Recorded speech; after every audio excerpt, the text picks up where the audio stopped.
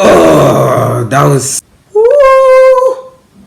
Bro, I could look at that stuff all day, bro. Comic book artists deserve a lot of love, and I mean a lot of love. Like, y'all just be looking at the writers. The writers could do a good job, but come on, man. Sometimes the art is just fantastic, and a lot of the times it carries the comic book. Like, sometimes the story's not that good, but the art is fantastic. It's mwah, voila. So today we're going to look at the 5 best comic book artists of the 2010s.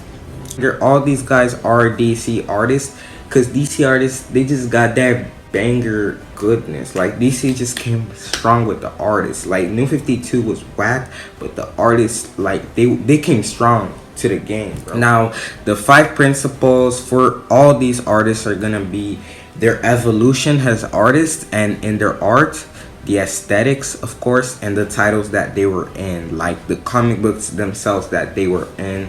So with that being said, let's get right into the video. Off the list, we're going to go with number 5, and I'm gonna start it smooth. Remember, this is out of like 1,000 comic book artists that I have seen, and one that really stood out to me. Number 5, ladies and gentlemen, is the man, the legend, the myth, Jim Lee. Now, I was deciding between number 4 and number 5, but Jim Lee, like, some of his best work was not in the 2010s. It was in the early 2000s with Batman Hush and All-Star Batman, but it doesn't mean he still didn't do a good job. Like, he did that poster, banger poster for Justice League. He did that other drawing of Aquaman with his trident like this, stepping on Green Lantern. That was pretty cool. I was like, okay, he got skills. He got mad skills, and like he inspired my art a lot. Like, my art looks a lot like Jim Lee's art. He inspired a wave of arts, like modern art. Like, you just can't overlook that. But he's number 5. Number 4, we got the man, Brett Booth. This guy is the master of drawing facial expressions. You look at his facial expressions, the way he draws them, the eyes and stuff, like, it's amazing. And guys, that Future Flash drawing that he drew on and that Wally West, the black Wally West drawing, that was so good, bro. And besides that, he drew the Titans run from Rebirth. That was super good with the Wally West costume. The new costume looks so bangerlicious, bro. It was bouncing, man.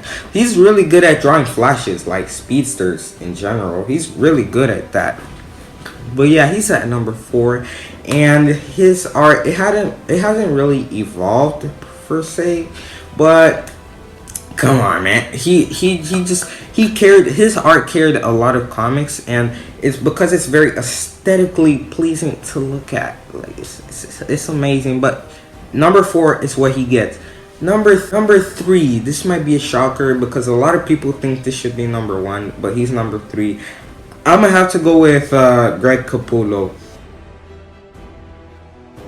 Now, Greg Capullo, his art is very bangerlicious. He brought a lot of characters to life, like I believe he did Mr. Bloom, the Batman villain, and he did one of the best Batman runs ever, New 52 Batman, which had stories like Court of Owl, Death in the Family.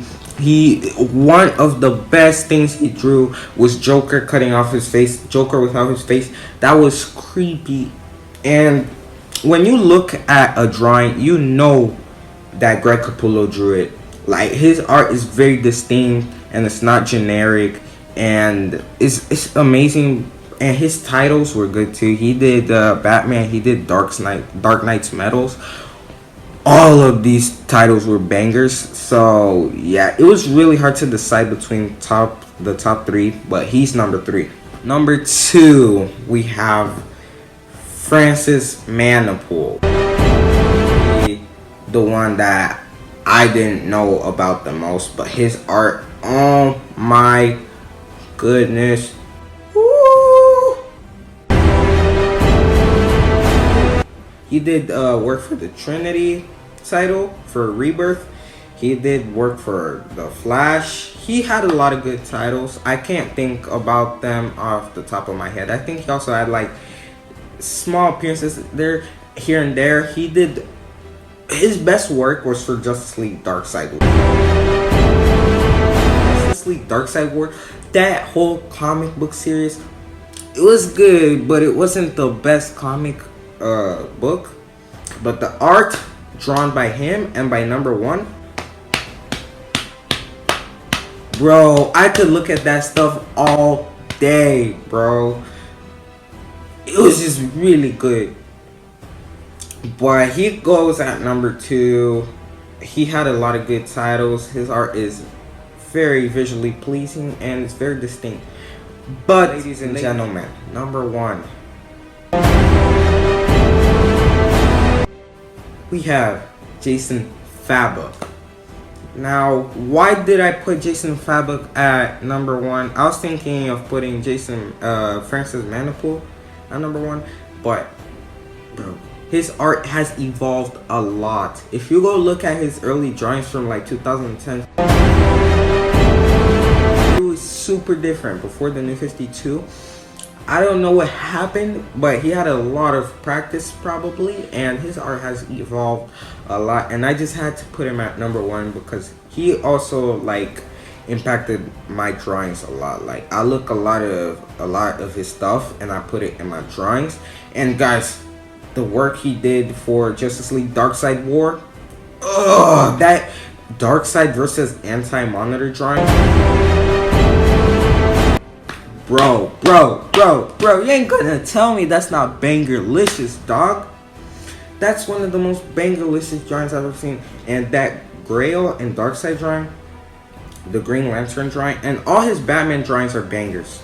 All his Batman drawings are bangers. That Hal Jordan drawing that he did was also bangerlicious, and he's at number one. He deserves it, in my opinion.